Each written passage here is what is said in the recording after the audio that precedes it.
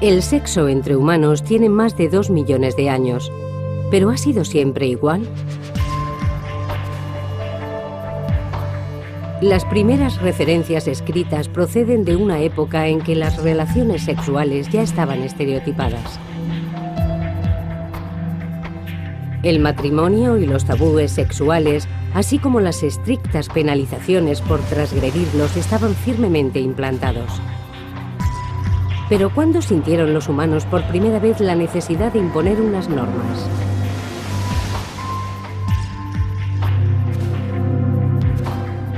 ¿Cuándo empezó el sexo a estar gobernado por la sociedad? El sexo en la antigüedad. La Edad de Piedra.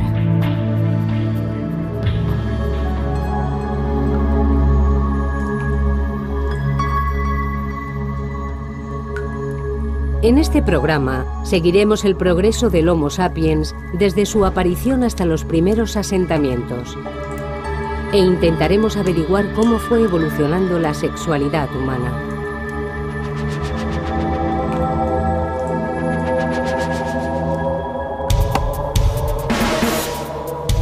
Los indicios físicos son escasos. Pero los expertos han analizado nuestra propia biología, el comportamiento de otros animales y los elocuentes hallazgos de pruebas arqueológicas. Y han logrado elaborar una teoría respecto al modo en que nuestros ancestros prehistóricos vivieron y amaron. La investigación sugiere que el tópico del hombre arrastrando del pelo a la mujer hasta una cueva dista bastante de la realidad.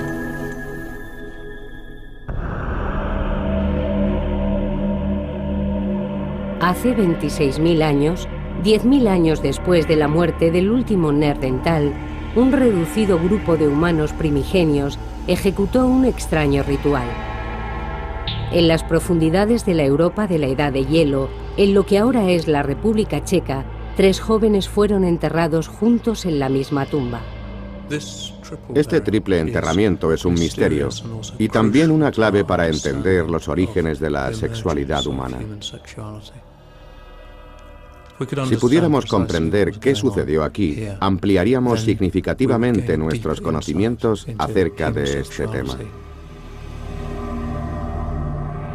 Los enterramientos eran extremadamente raros en aquella época y este en concreto es único.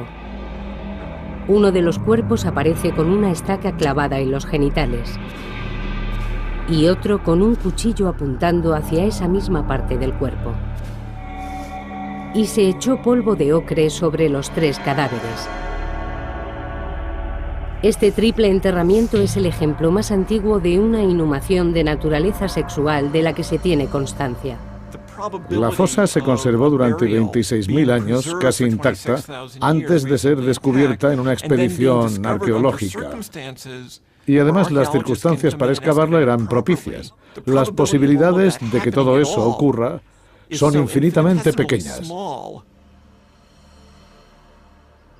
Desde su descubrimiento en 1956, cerca de la pequeña ciudad checa de Dolní Věstonice, los científicos han estado tratando de averiguar qué ocurrió. ¿Fue un crimen pasional? ¿Fueron ejecutados por transgredir las leyes sexuales? Se sabe que en el Paleolítico o Edad de Piedra, los pueblos que enterraban a sus muertos en Dolní Věstonice vivían en grupos pequeños y estables de unas 30 personas. Dedicaban el tiempo a cazar y a buscar comida, y por la noche dormían guarecidos en tiendas junto a hogueras de carbón. Llevaban ropa, esculpían herramientas y se trasladaban con las estaciones y la caza. Varias veces al año se reunían con grupos para intercambiar noticias y comerciar. Las personas que vivían aquí hace 26 o 27.000 años se mantenían en contacto permanente con otros pueblos. Intercambiaban piedra y formaban una comunidad cultural que se extendía desde Rusia hasta Francia y Gran Bretaña. Dolní Věstonice no era un lugar remoto, en absoluto, sino un centro esencial para la cultura del Paleolítico. Por eso este enterramiento constituye un hecho de gran relevancia en el proceso de formación de la sociedad europea. Hasta 1996, el profesor Eric Trinkaus no pudo someter a los esqueletos a un análisis completo de pruebas anatómicas y forenses. Descubrió que sus edades oscilaban entre los 17 y los 23 años, la época de plenitud reproductiva. Y también averiguó que los cadáveres de los laterales eran sin duda hombres, pero el de en medio resultaba más difícil de clasificar. Si nos fijamos en la cara, parecen los rasgos finos de una mujer. Y si observamos el tamaño y la fortaleza de la pelvis, también diría que es una mujer. Pero si aislamos la pelvis y examinamos su forma y otros detalles, también podría pertenecer a un hombre. La conclusión más probable es que se trate de una mujer. Pero en tal caso hablaríamos de una mujer que no ha parido nunca.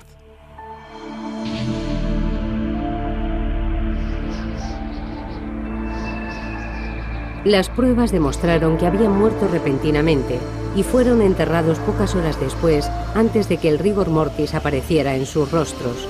La importancia concedida a los órganos genitales apunta a que fueron ejecutados por motivos sexuales.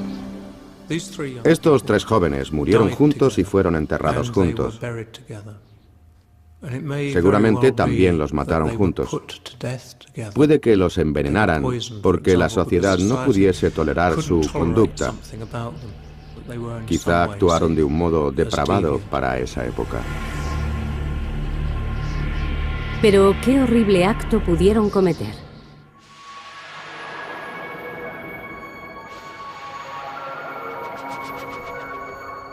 ¿Cómo se concebía el sexo en una época tan remota? ¿Existió en algún momento de la historia un tiempo en el que no hubiera normas, una época idílica sin tabúes sexuales? Las investigaciones científicas sugieren que no. La prueba más temprana y mejor preservada del sexo prehistórico son nuestros propios cuerpos. Hace 5 millones de años, los humanos empezaron a diferenciarse de nuestros parientes primates más cercanos. Hace unos 3,5 millones de años, iniciamos nuestra andadura sobre 2 piernas. Hace 100.000 años, los hombres y las mujeres empezaron a asemejarse a nosotros. Y hace 26.000 años, la época en que se produjo el triple enterramiento, nuestros cerebros eran exactamente del mismo tamaño que ahora. Debemos ser conscientes de una cosa. No podemos pensar en nuestros antepasados como en los picapiedras. Si hubieran sido unos seres estúpidos, nosotros no estaríamos aquí. Si vemos al hombre prehistórico como un animal torpe que merodeaba en busca de comida, estamos muy equivocados. Entonces no habrían evolucionado.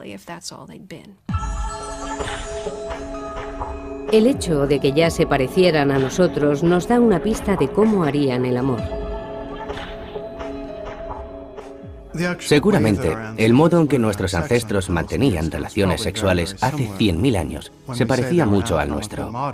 Cuando decimos que eran anatómicamente modernos, nos referimos a que su morfología sexual, sus penes y sus vaginas, coincidían con la de los actuales.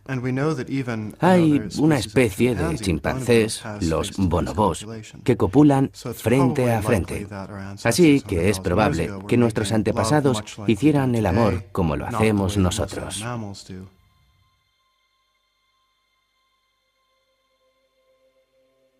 Sin embargo, las mayores similitudes se han encontrado en el interior de nuestros cuerpos. Igual que muchos otros mamíferos, los humanos producimos una hormona especial durante la actividad sexual, la oxitocina. Esta hormona induce sentimientos de unión romántica que vinculan a las parejas. La oxitocina lleva cientos de miles de años afectando a nuestras emociones. Hemos experimentado adaptaciones para crear vínculos duraderos. Las hormonas, como la oxitocina, inundan nuestro organismo cuando hacemos el amor. Y nos acurrucamos junto a nuestra pareja y nos sentimos cómodos y protegidos. Hemos desarrollado la capacidad de compromiso y unión romántica. Puede que las mujeres y los hombres prehistóricos se enamoraran y formaran parejas, ¿Pero eran fieles? Los científicos creen que no, y la prueba está en los testículos. Los testículos humanos son muy grandes en comparación con los del resto de los primates. Tenían que producir mucho esperma para poder competir, porque las mujeres copulaban con más de un hombre en el ciclo menstrual. Y el esperma de un hombre tenía que competir con el de otros hombres para fertilizar un óvulo determinado. Así es como se origina la competencia entre esperma, inducida únicamente por la promiscuidad de las mujeres. La desconfianza y las hormonas que inducen al cariño nos llevan a aparearnos, lo que garantiza la supervivencia de las especies, pero también pueden generar conflictos. Los celos y la rivalidad sexual están presentes en muchas poblaciones animales, no solo en los humanos. Pero desde el principio de los tiempos, los humanos han sabido que la promiscuidad no era conveniente. Cuando pensamos en las relaciones durante la prehistoria, debemos pensar en una mujer y un hombre que vivirían juntos y cuya unión estaría reconocida por el resto de la tribu. Y todos sabían que no debían interferir en ese vínculo, aunque para eso todos en el clan debían compartir la misma idea respecto a las relaciones sexuales. Pero además de las pruebas biológicas sobre la sexualidad prehistórica, también contamos con pruebas culturales. Curiosamente, data de la misma época que el triple enterramiento.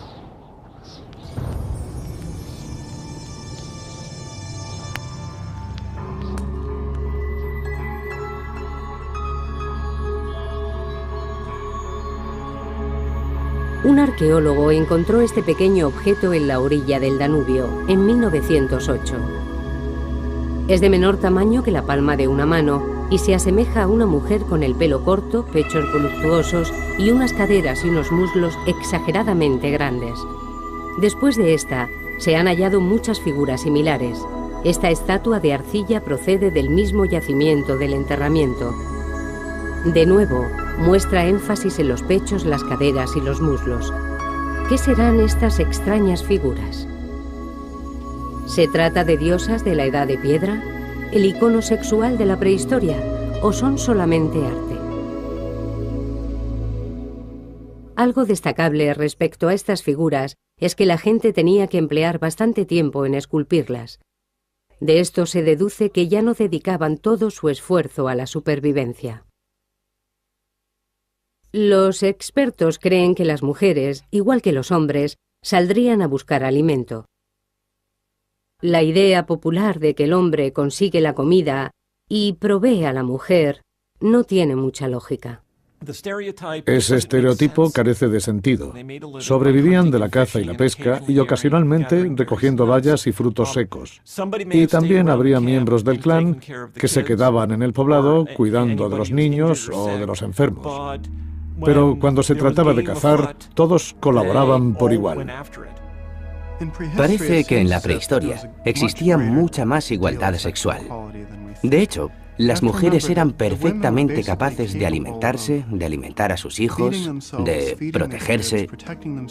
Vivían en grupos unidos y se desenvolvían muy bien sin los hombres. No los necesitaban tanto, y eso les concedía muchísimo poder. Los estudios sobre grupos cazadores y recolectores también apuntan a la igualdad. En las sociedades recolectoras se da un nivel de igualitarismo razonable. Si alguien no estaba conforme con la organización de las tareas, siempre podía optar por irse, buscar otra tierra cerca del agua o de otros pastos y vivir felizmente allí. En la prehistoria, la voz de los hombres tenía el mismo peso que la de las mujeres. Era un mundo en el que imperaba la igualdad social y sexual. Sin embargo, dicha igualdad no se refleja en el arte del periodo prehistórico. Actualmente tenemos constancia de 200 de estas figurillas. Las hay de muchos tipos y materiales. Algunas, como esta, están hechas de piedra caliza, y hay otras esculpidas en marfil de hace 20 y 30.000 años. Han sido encontradas desde Rusia hasta Francia, pero puede que solo estemos ante la punta del iceberg. Seguramente haya por descubrir muchas decenas de miles de estas figuritas más.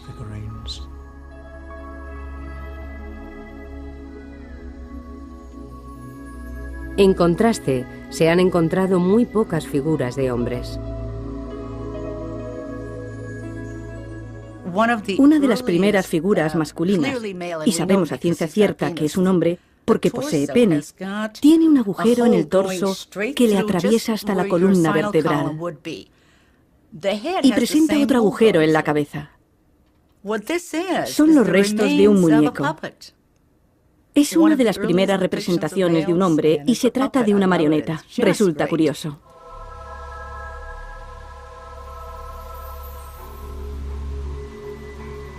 El descubrimiento de las primeras figuras suscitó toda clase de teorías.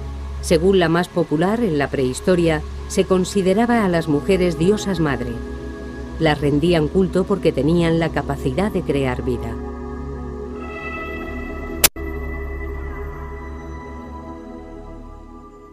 El milagro en el cuerpo de la mujer era obvio.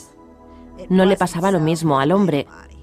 La fuerza de la vida no existía, o no era tan evidente en el cuerpo del hombre. Veían los genitales colgantes, pero no establecían relación directa entre ellos y el proceso de nacimiento, muerte y renacimiento. Y la gente de la Edad de Piedra sentía la necesidad de poseer un símbolo tangible al que venerar. Eso podría haberlos llevado a imaginarlo con forma de mujer.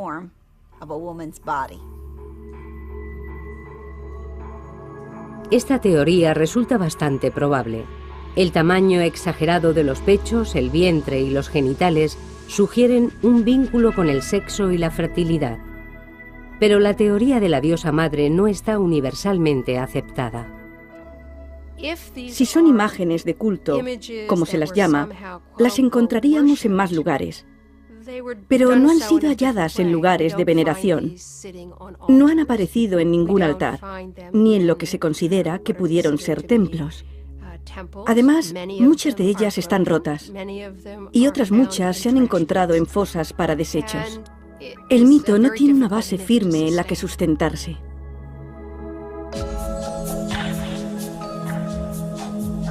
Esas dudas han conducido a otra teoría. Quizás solo reflejaban el canon de belleza de la Edad de Piedra. La mayoría de los especialistas que las han estudiado son hombres y han interpretado las figuras desde su punto de vista. Algunos infieren que al ser mujeres y estar desnudas, debían ser una representación del icono sexual. También han pensado en ellas como artilugios educativos, algo fabricado por mujeres para transmitir los secretos de la feminidad a las jóvenes de la tribu. No tenemos por qué asumir que fueran fabricadas por hombres, ni que fueran fabricadas para hombres. De ahí que sea tan complicado atribuirles una función.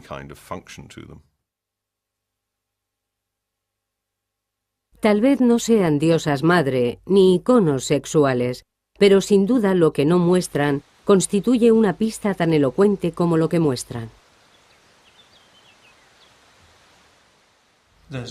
Se ve que prestaron mucha atención al detalle en los atributos sexuales.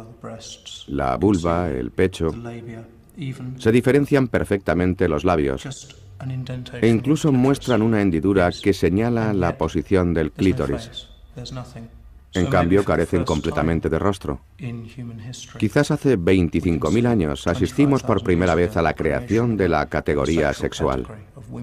En este momento se empieza a ver a las mujeres como categoría sexual, no como personas individuales sexuadas, y tampoco como representación de un individuo que era amado por sí mismo y por sus virtudes.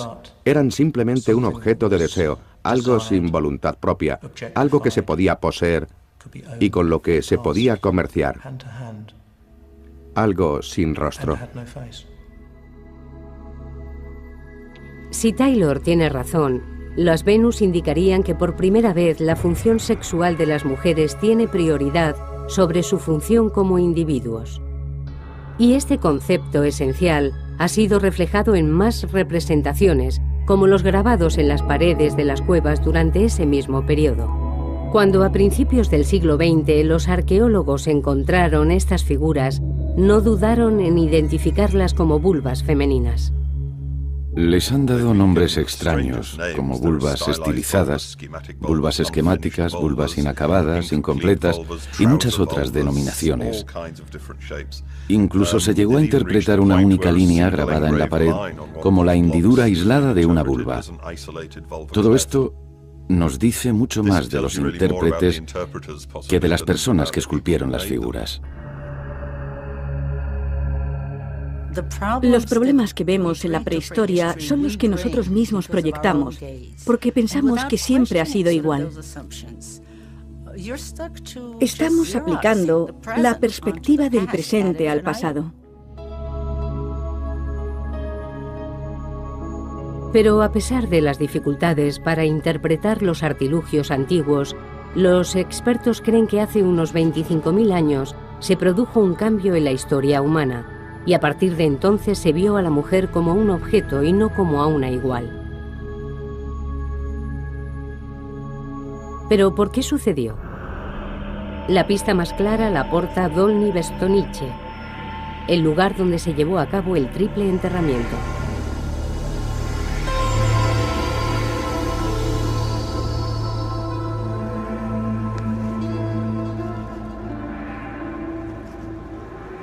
En un determinado momento de la prehistoria, los seres humanos decidieron regular las relaciones sexuales entre los hombres y las mujeres. ¿Pero por qué tuvieron esa necesidad?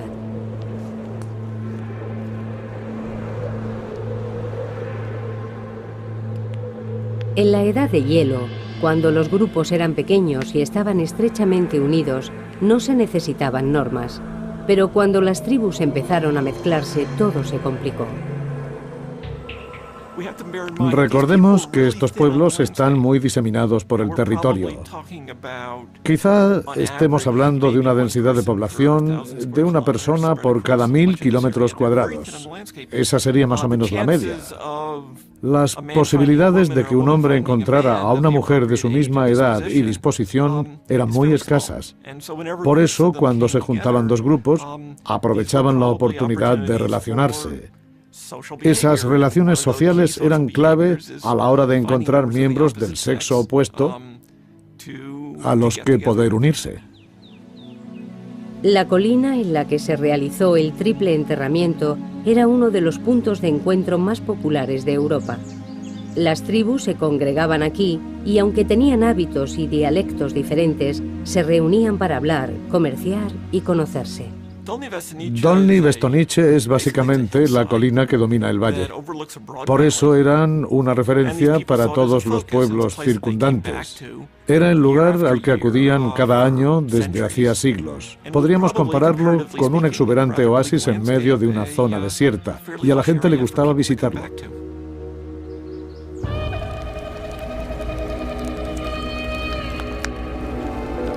Las reuniones en la colina constituirían un acontecimiento de gran relevancia. Era una oportunidad de conocer a otras personas y de unirse a ellas.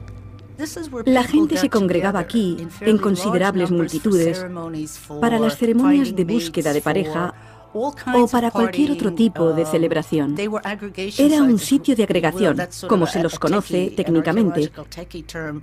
Es un término arqueológico que designa estos lugares, donde los pueblos permanecían un tiempo y realizaban actividades sociales. Pero el éxito de Dolní acabó, en cierto modo, perjudicando a las tribus. Cuantos más pueblos se congregaban, más se debilitaba la estabilidad social y sexual de cada uno en particular. Cada vez eran más los candidatos y más las oportunidades de tener relaciones sexuales. Por eso, con estas agrupaciones a gran escala, surgieron ciertas normas sobre el sexo. Pero las normas están para romperse.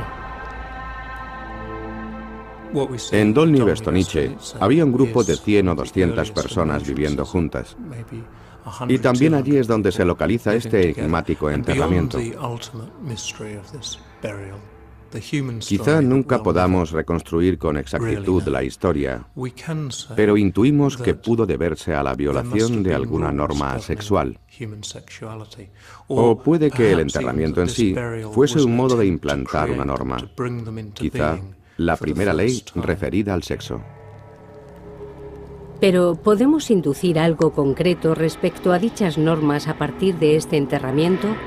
La mejor pista la hallamos en el modo ritual en que fueron colocados los cuerpos. No se ha encontrado ningún otro enterramiento tan elaborado de aquella época. La mano del hombre de la izquierda está colocada sobre el pubis de la mujer en el medio. Le giraron todo el cuerpo para enterrarlo mirando hacia ella.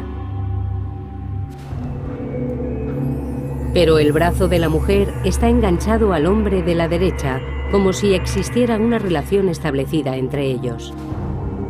Él tiene la cara contra el suelo. Fue enterrado boca abajo. Parece que la posición de los cuerpos guarda algún tipo de significado. El hecho de que el cuerpo de la derecha descanse sobre su abdomen tiene alguna explicación, y no se ven rastros de cambio de posición o movimientos. Desde luego, la postura transmite un mensaje, pero no sabemos cuál. Eso sigue siendo una incógnita.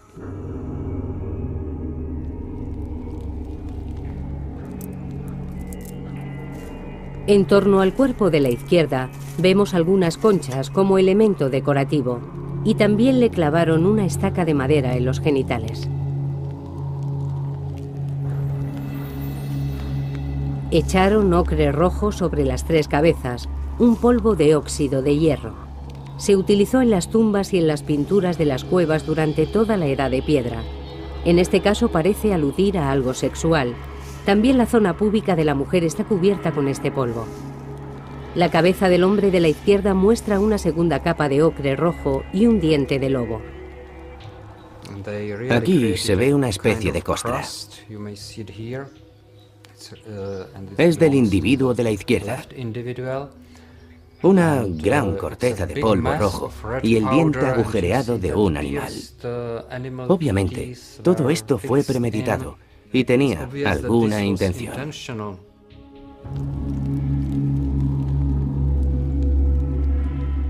Y por último, para dejar aún más claro el mensaje, hay un cuchillo de sílex que apunta directamente a la vagina de la mujer. Aislado, cualquiera de estos detalles podría atribuirse a la casualidad, pero todos a la vez indican cierta deliberación.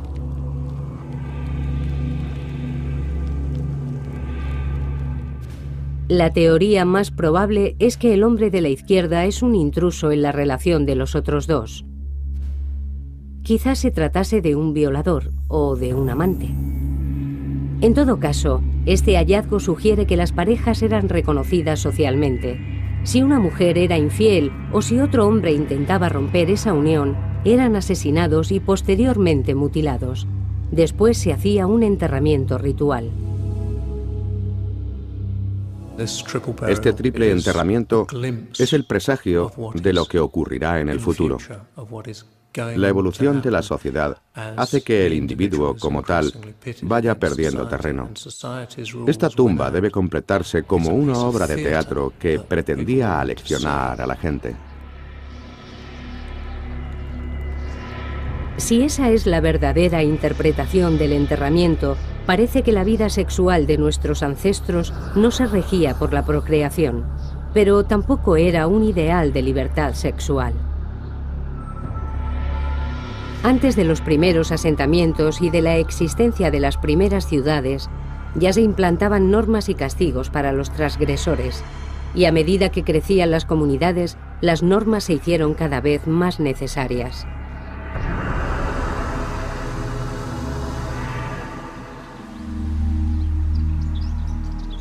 En torno al año 8000 a.C., los hielos que cubrían grandes territorios empezaron a retraerse. Con el incremento de las temperaturas, las tribus nómadas empezaron a asentarse en los pastos.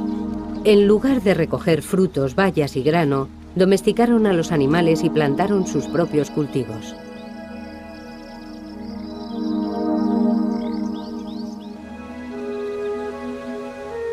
Esto es Çatalhöyük, en la actual Turquía.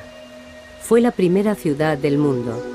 El efecto que este lugar produjo en la vida sexual del ser humano se ha prolongado hasta nuestros días. En esta ciudad, construida sobre el lecho de un antiguo lago y atravesada por 2 ríos, vivían cerca de 10.000 personas. Una pintura de este territorio representa el primer mapa de la historia de la humanidad. Muestra Çatalhöyük a los pies de un volcán. Los grupos de casas estaban tan próximos que de pronto todo el mundo tenía vecinos. Ahora puede ser difícil de imaginar porque todos vivimos en ciudades y llevamos vidas muy organizadas, pero creo que aquel fue uno de los momentos más importantes del desarrollo humano. Las generaciones sucesoras fueron construyendo sus casas encima de las anteriores, dejando a su paso estratos de ruinas de 20 metros de profundidad. Aquí estamos pisando casas neolíticas. Sí, es un túmulo. Höyük en turco. Es una pila de varias generaciones de casas de adobe y sus desechos. Se formó después de un largo periodo de tiempo. Estos primeros agricultores vivieron aquí más de 700 años y después abandonaron el lugar. Podría decirse que en Çatalhöyük regían normas sobre el sexo y la reproducción diferentes a la de los cazadores-recolectores. Creo que en la práctica debía de haber diferencias considerables. Las excavaciones empezaron hace 25 años y solo se ha desenterrado la 1/4 parte del yacimiento. Esta es una de las casas excavadas. Es fantástica. Extraordinaria. Todavía se aprecia la escayola blanca en la pared. Los sucesivos ocupantes renovaban las capas de escayola de temporada en temporada. Las excavaciones de Turquía revelan la gran influencia de la vida sedentaria en el ser humano. Es magnífico. No creo que la gente mantuviera relaciones sexuales en los refugios que construían anteriormente. Además, los cazadores-recolectores vivían en pequeñas comunidades de 30 personas y se conocían todos personalmente. Sin embargo, aquí tenemos una ciudad de 3.000 individuos, llena de espacios privados y sin ventanas. Solo hay esta pequeña abertura en el techo. Da la sensación de que es un lugar privado y no privado a la vez. Está escondido pero no aislado. Está rodeado del resto de habitáculos de la ciudad. Y podían verte fácilmente desde el techo o desde la puerta. Aquí lo hacían todo. Cocinaban, dormían, mantenían relaciones sexuales y hasta enterraban a sus muertos.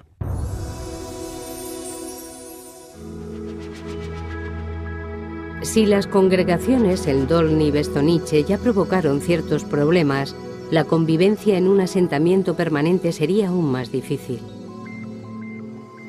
Surgirían muchos conflictos, y además la basura, los excrementos y la suciedad se acumularían.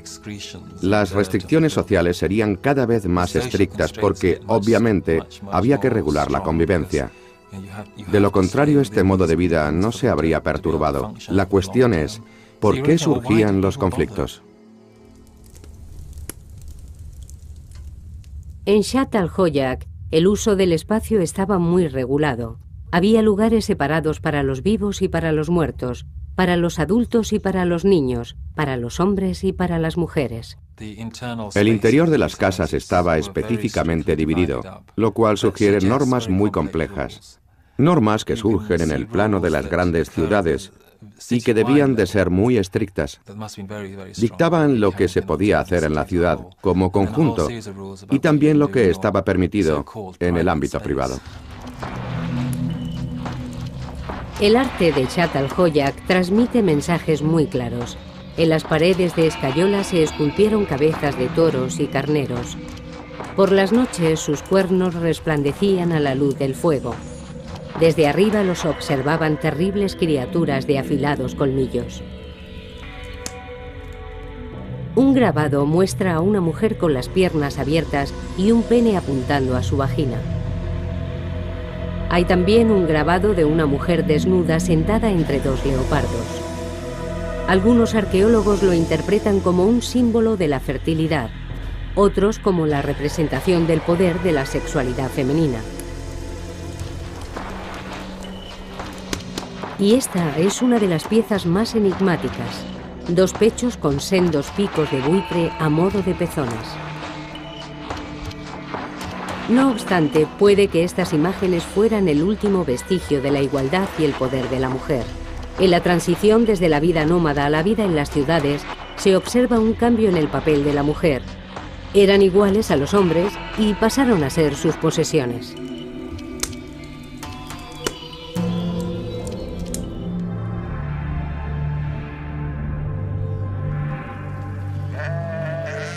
Cuando nuestros ancestros dejaron la vida como cazadores-recolectores y se organizaron en ciudades, todo fue sometido a revisión. En especial los planteamientos sexuales. Las mujeres se dieron cuenta de que ser símbolo de la fertilidad no era ningún privilegio. En Zhat al-Hoyak, los niños trabajaban en el campo, a menudo hasta la extenuación. Entre los esqueletos encontrados en el yacimiento son muchos los niños menores de 10 años. Además, ya se conocían métodos que permitían a las mujeres tener más hijos.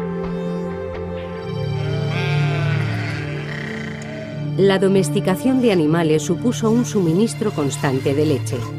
Cocinada en forma de gachas, podía utilizarse para amamantar a los bebés. Así las mujeres podían dejar antes la lactancia y volver a procrear. En las sociedades de cazadores-recolectores, la población se mantenía estable. A partir de ahora experimentaría una significativa expansión, ya que las mujeres parían con más frecuencia. Y si no estaban cuidando de los niños, tampoco les faltaban tareas de las que ocuparse. Moler el grano para hacer las gachas era un proceso laborioso. Basta con observar el dedo gordo del pie. Para llegar hasta el final, había que forzar mucho los dedos gordos y al poco tiempo se empiezan a sentir las consecuencias del esfuerzo. Lo primero que se nota es un abultamiento en la articulación que deja al hueso en ángulo recto. Esto es el principio del dedo gordo del pie. Lo colocaban en ángulo recto y empujaban con fuerza contra el suelo. Después de mucho tiempo, aunque podían seguir moviendo la articulación, ya no tendrían cartílago. Todo sería hueso y debía de ser muy doloroso. Seguramente es la primera lesión por motivos laborales de la historia. Pero trabajaban a pesar del dolor. ¿Sufrían los hombres alguna lesión a causa del trabajo? Bueno, se observa una hendidura en la rótula, en la parte donde el hueso empuja contra la rótula. Eso nos indica que pasaban mucho tiempo agachados, descansando tranquilamente después de la jornada laboral. Y esa hendidura no aparece en las mujeres.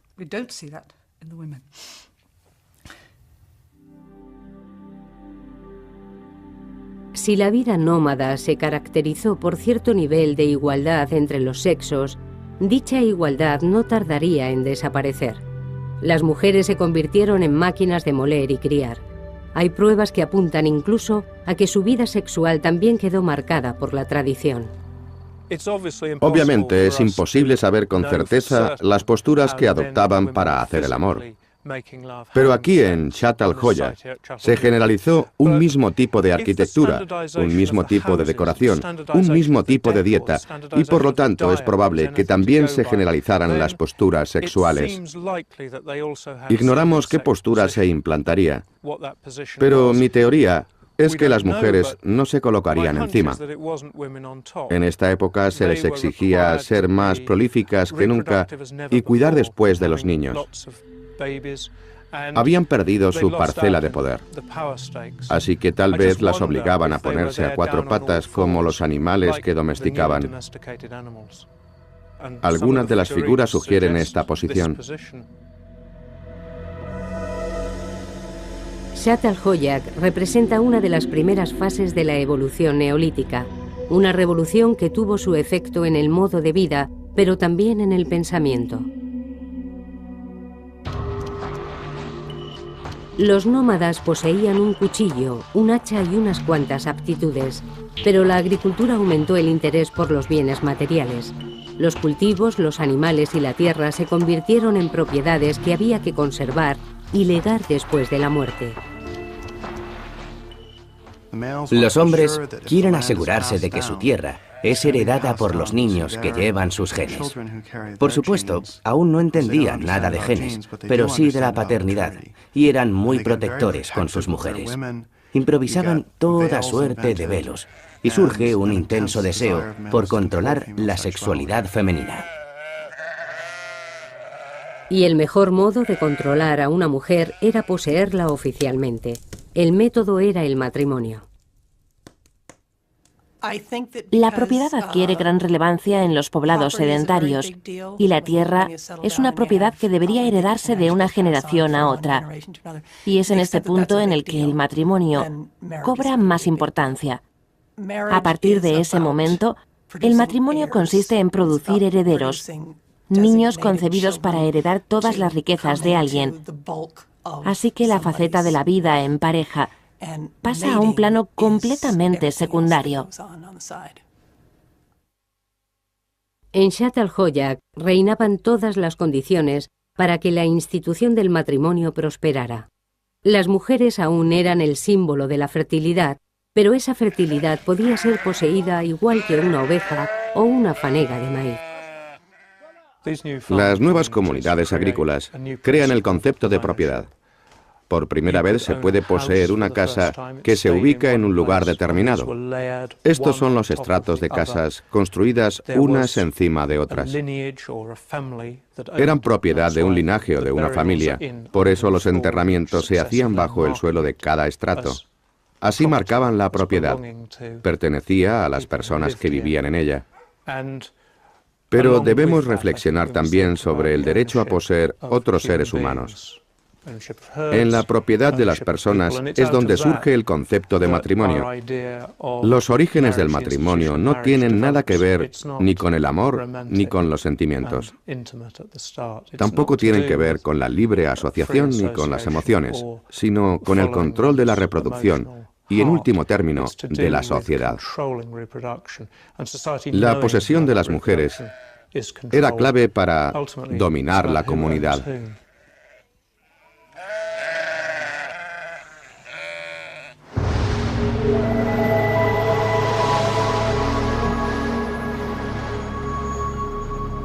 Al final, la mayor parte de los pueblos decidieron asentarse, pero no todos al mismo tiempo.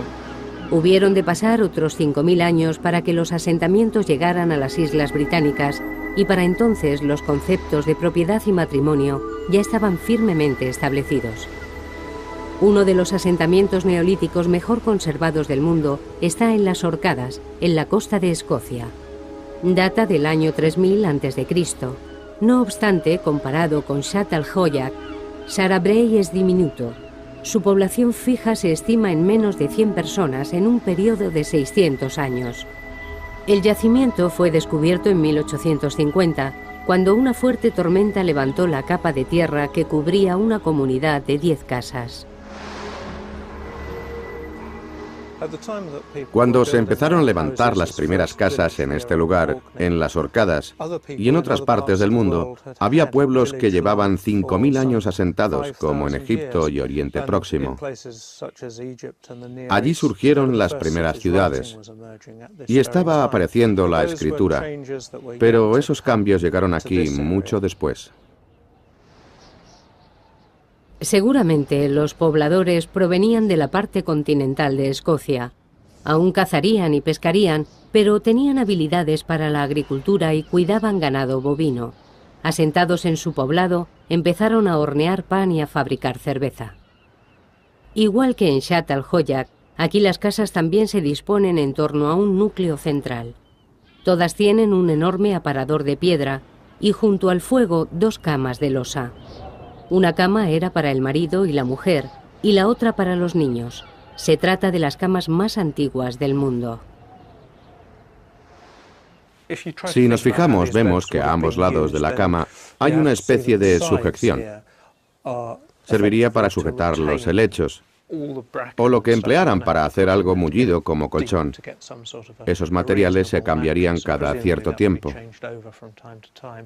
En las esquinas observamos unos soportes que seguramente sujetarían una estructura superior. Era como un dosel, sobre el cual apilarían pieles, vellones y otro tipo de ropas de abrigo. Supongo que utilizaban los vellones para darle al dormitorio el ambiente más acogedor posible. Algunos sitúan en Skara Brae una de las primeras ceremonias nupciales de la historia. Sabemos que aquí en Skara Brae la comunidad no era genéticamente autosuficiente. Estaba formada por muy pocas personas, así que tuvieron que traer parejas de otros pueblos o marcharse y unirse a gente de otras tribus. La normativa debió de ser crucial. Había un sistema de alianzas que determinó el orden de la sociedad en las Orcadas hace 5000 años. El anillo de Brodgar se construyó durante el periodo de vida de este pueblo. Originalmente, más de 100 monolitos de piedra formaban un círculo perfecto. Como en Çatalhöyük, la gente de Skara Brae invertía en un futuro para sus hijos. Por eso, sus comunidades y el matrimonio eran prioritarios. No sabemos cuál era la función de ese anillo de monolitos, pero su construcción debió de suponer un inmenso esfuerzo para toda la comunidad. No se trataba de un monumento funerario, aunque sí es un lugar ceremonial. Si pensamos en el tipo de ceremonias que podrían haberse oficiado aquí, el matrimonio parece una sólida posibilidad. Aquí se certificarían los vínculos que unían a los pueblos. El matrimonio no como acto de amor, sino para establecer una relación de poder y posesión. Finalmente se formalizó y se implantó como institución. Se completa así un proceso de miles de años. En un principio imperaban la libertad y la igualdad entre hombre y mujer, pero con la introducción del matrimonio, el sexo y la reproducción quedaron sometidos a un estricto control. En asentamientos 5000 años anteriores a los de las Orcadas, comenzó el sometimiento de la mujer. La situación se formalizó aquí y ha perdurado casi hasta nuestros días.